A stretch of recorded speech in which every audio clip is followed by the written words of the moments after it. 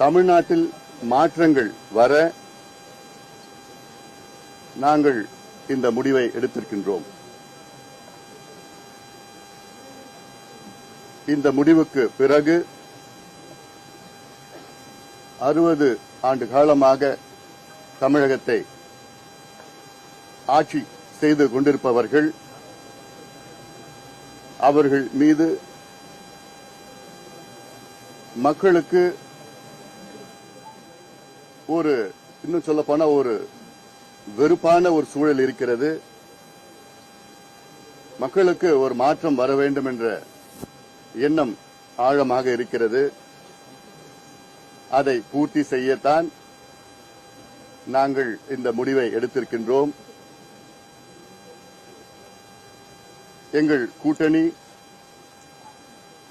தமிழ்நாட்டில் மட்டுமல்ல